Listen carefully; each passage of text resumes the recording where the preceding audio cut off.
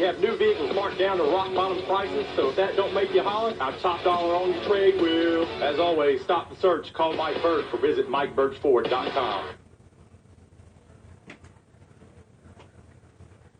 And that's my cue. Waiting for the call from Lieutenant Governor Casey Cagle, candidate for governor, in a runoff election against Brian Kemp, and we should have him on the phone just any moment.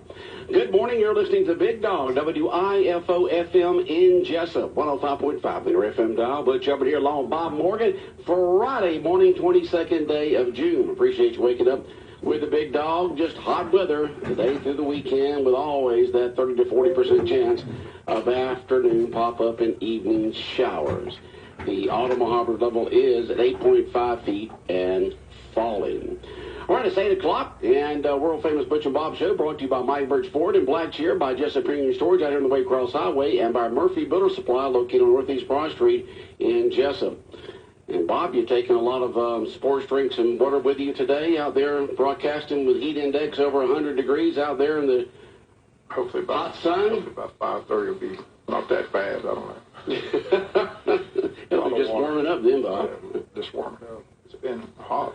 Summer's here. It's come in with a bang. Yeah, yesterday was the very first day of summer, and did come in with summer-like weather. Right now we're sitting around 77 degrees, looking for that high today of 94. But that's one thing. But, they added the wind chill factor many years ago, and then, I don't know, what was it, about 10, 15 years ago, they said, we need to add in something to make it hotter in the summer. So they started reporting the heat index. So high today around 94. Heat index with that humidity out there, 105, Bob. Sunscreen, that's what they tell me. Yeah, sunscreen and hat. Make sure you wear a hat, sunscreen, and plenty of sports drinks and water out there. And if you could get one of those battery-operated power fans going, that would be good. Because you've got, you can't use those kind that you take like to Disney World and stuff like that, where you've got the little bottle of water and you've got the spray thing. You couldn't do that because you got all that electronic equipment around you. But maybe you get yourself a little battery-operated fan to sit up there on your table or something, Bob. It'll be fine. It'll be fine? Yeah. Also help keep the gnats off, too.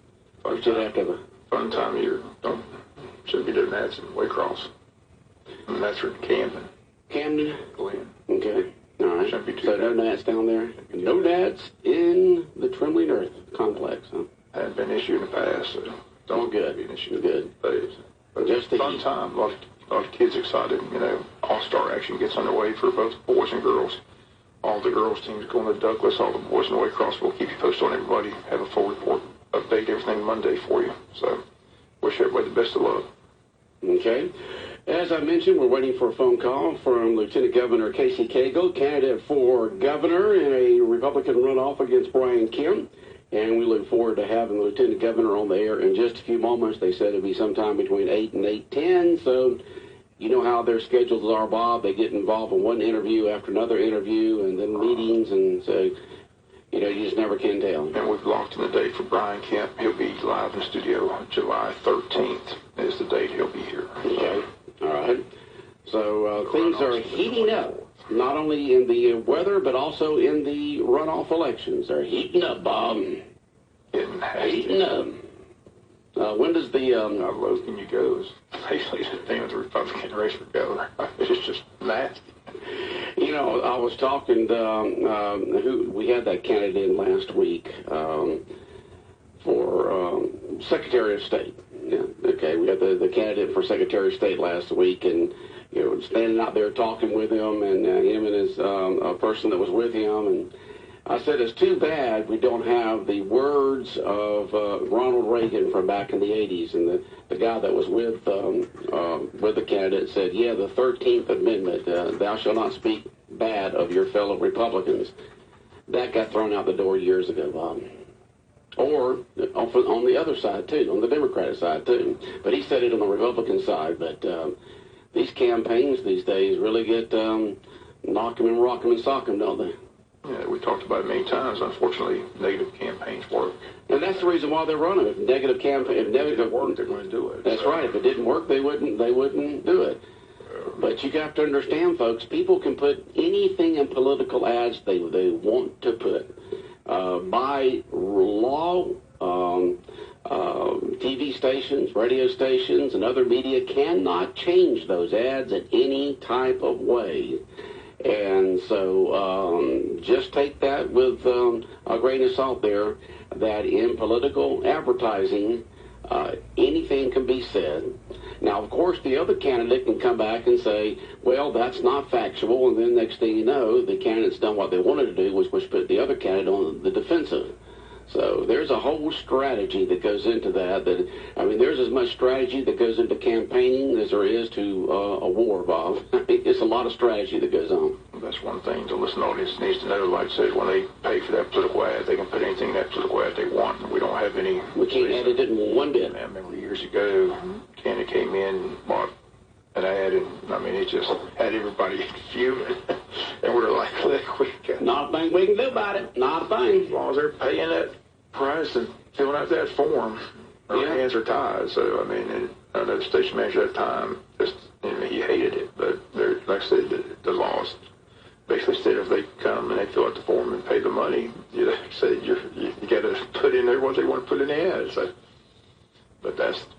Yeah, well, there was that goes on quite a bit. It's been going on for a long time. I remember the Lester Maddox ads, and there was another guy back then that was really, really controversial that ran advertising way back in the late 60s and early 70s.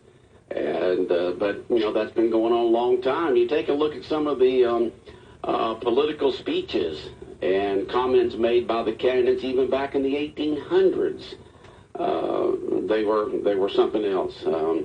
But of course, today with radio and television and a lot more print and the internet and stuff like that, these comments are like wildfire. Once they're put out there, they're just like wildfire.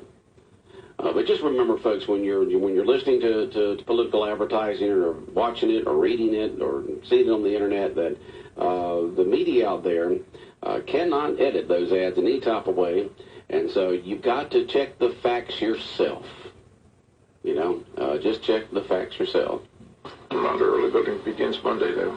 3-week period. No Saturday voting this time, but it leads up to the date of the election runoff is July 24th, Tuesday. So, but the early voting gets underway Monday. Reminder also, they'll be closed July 4th. No voting on the holiday, July 4th. That's a Wednesday this year, July 4th, but they'll be back open that Thursday and Friday of that week, and that Monday and Tuesday that week. So early voting set to get underway inside the courthouse at the registrar's office, 9 a.m. to 5 p.m. Monday through Friday. And again, they are open during the lunch hour for your convenience. So everybody's reminded to please get out and vote. Okay. I like the weather up here. It's got, we know it's hot. 94 today, heat index of 105, and then tomorrow, sunny with a high of 96. And then Sunday, the picture up here on Sunday, Bob, it's got just a hot, blazing sun, and below it says, hot. That's it, nothing else. Not partly sunny with something's chance of rain or partly cloudy or anything. It just has a hot sun picture with underneath the picture, hot. For Sunday. That is about as simple and as easy and to the point as you can get, Bob. Sunday. That's it. Look at the rest of it. The rest of them say, mostly sunny with a chance of afternoon showers and thunderstorms today and tomorrow. But Sunday, just a big blazing sun with the word up under it, hot. So expect it to be hot Sunday, Bob. 96 for the high. Heat index, I don't know what it's going to be. So Jonathan's going to the beach for his birthday. It's just that hot. It's that hot. He's going to the beach for his birthday. His birthday is what? Saturday or Sunday? Sunday. Happy birthday, Jonathan. Oh, yes, sirree. Our own Jonathan here is having a birthday on Sunday. So, we're going to the beach to provide shade for everybody. Jonathan just said that he's going to the beach to provide shade for everyone else. Hey, Mom, let's get down sun here from the big guy there, and we'll get some shade. Knowing Jonathan, he'll probably be sleeping all day Sunday. That's what it He's just sleeping, huh? Yeah, well, that's a good birthday present to yourself, because, he gets here early, does a lot, and so, he deserves a day of sleeping. He's going to be working tonight a couple of ball games, 1 or 2 tomorrow for you for these midget playoff games down in Waycross. You're going to be putting in some hours. So sleeping on Sunday sounds good for him, I'm sure. You know, a lot of people say, well, I've got the air conditioning on 75 degrees. It's still hot in here. Well, that's because systems are really not made for temperatures in the mid to upper 90s with heat index of 105. It's hard to keep anything cool that time. At least you're not outside where it's 96 degrees with 106. At least you're somewhere between 75 and 80 degrees inside with the humidity a little lower. So expect, folks, that when you're inside, unless you just have a super duper air conditioning like 12 inches of insulation, you're going to be a little bit warmer inside than you normally are. Like in the 80s, you can put the air on 75 and it's still 75 inside. Come here to see the trembling earth. I haven't been there a while. We made that joke a long time ago. And like I said, former Wayne County Recreation Director Greg Walker went to Waycross when they built that. We give them a hard time every year. They built these trees that were supposed to provide shade, but they haven't really. They've got to be grown by now. He's been gone for 12, 15 years. To see if there's any shade over there in Waycross. It could almost be a pine tree crop by now. Those are 20-year crops right there on the pine trees. It's been almost 20 years. I mean, sheesh. It seems like be big old shade trees by now, Bob. We'll find out today. And we'll find out today? Yeah. So hopefully those trees on there, they could have bought trees that were a little bit bigger, they didn't have to get little sprigs, but of course that cost a lot more. If you put in a big tree, it costs more money. But it's been 12, 15 years. I mean, those trees ought to be on up. They're pretty big right now. It's a nice complex for sure. Yeah. Yeah, it is. Well, you keeping up with the World Cup there, Bob? You got your favorite soccer team there. USA didn't make it. We got beat by a country that's only 350,000 folks. Can you believe that? Here we are with over 300 million people here in America, and we got knocked out by Iceland, a country with 350,000 people. I'm watching American sport. I'm watching the College World Series in Omaha. College World Series? Good stuff. Got the SEC team still down there? 3 of the 4 SEC teams. All right. Go SEC. SEC teams are in. Not only football, but also baseball, too. Arkansas, Mississippi State, and Florida. Florida's number 1 seed. They've won 2 games now in the losers bracket. Stayed live. They play again tonight at 8 o'clock, trying to stay live. But like I said, they get to the weekend, and it's a 2 out of 3 series beginning Monday, just like they did at girls softball. They play the first game Monday, the second game Tuesday, and if they split, they play third game Wednesday. If not, the team that sweeps the first 2 games is the champion. And the Braves are doing well. Braves got several players penciled in right now as starters on the All-Star game. Oh, we do? That'll be fun. Good. So, remember, folks, we're your radio station. We're your radio station for Braves baseball right here on 105.5 FM WIFO. If you tune in for the game and it's not there, we've got like midget baseball going on or something like that. The game will be on our sister station, Wayne County's Heritage radio station, Fox Sports Radio, 1370 AM The Buzz, WLOP. But I would say most of the games are on 105.5 FM, WIFO, right here. But like this afternoon and tonight, we've got midget baseball from Waycross. So that'll start at 5:30, and you got a doubleheader, right? Have 2 games, win or lose. Like I said, the midgets are supposed to play 2 games if they win, but if they lose the first game, they don't come back till Saturday. But at 7:30, the juniors have their first game against Douglas, so we'll just move to junior field if the midgets don't win the first game. So I'm trying to do as many games as we possibly can over the weekend and next week and keep everybody up to date on all the teams. So we're just going to go over there and play it by ear, but going to start with the midget all-star teams. They start at 5:30. So if they win, they play again. They play again at 7:30. If they lose, we'll do the juniors game. Right. Okay. Exactly. And then after that, we'll join the Braves in progress right here on 105.5 FM. But the game can be heard in its entirety on our AM station, Fox Sports Radio, 1370 AM The Buzz, WLOP. Radio station, WLOP went on the air in July of 1949, Bob. Put on by Glenn Thomas Sr. at the time. Him and the Thomases owned it up until about 65, somewhere along there. And started the radio station, our AM station, AM 1370 The Buzz, Fox Sports Radio. Man, I love listening to Dan Patrick and Jim Rome and Rich Eisen and Chuck Oliver every day on AM 1370 The Buzz, Fox Sports Radio. And you know, coming up in just a few days, Bob, WIFO FM, which we're on right now, 105.5 FM, we become 50 years old. July 1st, we'll be 50 years old. 1968, the year that our family moved from Jacksonville, Florida to Jesup, Georgia. Didn't realize the FM had just gone on in July because we moved here Halloween weekend. Yeah, we were a Halloween surprise for Jesup. The Hubbards, from all 6 of us from Jacksonville, moved here Halloween weekend in 1968. But WIFO turning 50 in July.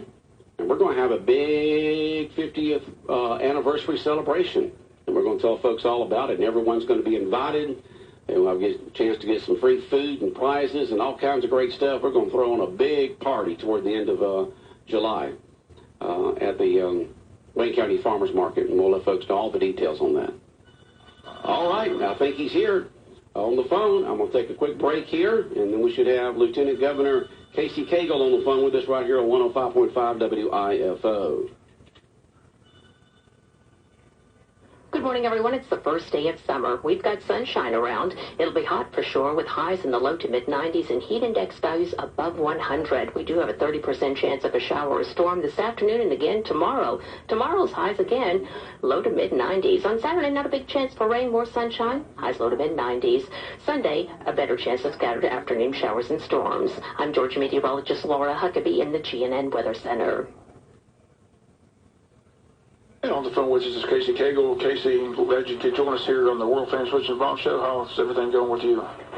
It's going great, Bob. Appreciate you having us on this morning. We're obviously traveling the state and working extremely hard and coming off of winning 123 counties out of 159 and continuing to meet as many voters as we possibly can and share, obviously, our vision for the future of Georgia and seeing greater economic prosperity where no one is left behind. And we've got to focus our economic development to really help rebuild rural Georgia in a way that individuals have good paying jobs. And we're excited about not only the infrastructure we've got planned for the future, but also making sure that we expand broadband across the state too. You know, we're no longer bound by bricks and mortar. We can do business anywhere in the world from any corner of Georgia, along with making sure our kids have that access so they can learn as well. So a lot of good things in store. Early voting gets underway Monday, and this race between you and Brian Kemp, almost as hot as the weather in the state of Georgia, kind of getting heated between you and Kemp. Well, you know, naturally, campaigns do have a tendency to do that, and it started on the very first night of election night afterwards when Kemp spent 9 minutes of his time talking on TV, and 6 of them was trashing me. So obviously, you know, we ran a very positive campaign during the primary and took a lot of arrows in the back, but we're taking those arrows out and continue to sprint just as fast as we can for the people of Georgia. And really, this race comes down to, you know, a deal-Cagle partnership where we have built an economy that is second to none. We're the 9th largest economy in the state, along with a GDP growth that has grown faster than anyone in the Southeast, including Texas. And so a lot of great things that are happening in Georgia. And obviously we have been part of not just shaping what that future is, but the ability to step in day one and be able to continue this economy growing strong for Georgia. Any concern on a low voter turnout will pick up, you know, during the primaries? Not a lot of people took the time to vote. How do you see this race shaping up? Well, I think you're right. If you look at the David Perdue and Jack Kingston runoff there, that was the only one that was a 9-week runoff like we're currently in. The vote total was about 435,000 people that showed up, so it was a very low turnout. We would anticipate something very similar to that, and obviously we received 237,000 votes in the primary, so our objective is to turn our people back out, and obviously in doing so, then we'll have a good margin. Our polling shows that we're in a very good spot and that people obviously want to see Georgia continue to have that economic prosperity where people have good paying jobs, and we've been able to our people back out to the polls. When you're out on the campaign trail, what is your message to the voters? I mean, what do you hope to do as governor that you cannot do as lieutenant governor? Well, I think, obviously, being lieutenant governor is prepared me to be governor, number one, and number two is that, it is fundamentally what this our campaign is about is making a difference, and it's making a difference in the lives of Georgia citizens. And, one, we have a workforce challenge. We have far too many people that are gaming the system and sitting home, collecting a check from government instead of being at work when they're able-bodied individuals. And in most workplaces, you have to have a drug test, but not to get any governmental assistance. And we've got to crack down on this, and we've got to also offer better solutions and better choices for our kids as well than turning to a life of dependency on government. And that's why I've created the College and Career Academy Network, and we built it to 46 across the state. As governor, I want every kid to have access to a College and Career Academy so they can come out of high school industry certified and credentialed for a career field by which they can continue to be in these high-demand jobs that are out there. And in rural Georgia, it's very important because this is what's going to reshape the future. If you build a workforce that is second to none, industry will come. They will be. They will come. They will locate. They will invest, and there'll be good-paying jobs. And so, for me, it is, as I say, economic prosperity where no one is left behind and no community is left behind. And so we're going to reshape economic development in a way to where we're proactive in going into communities and really design and helping them to determine what kind of industries they want. What are the building blocks that we need to put in place in terms of infrastructure in order to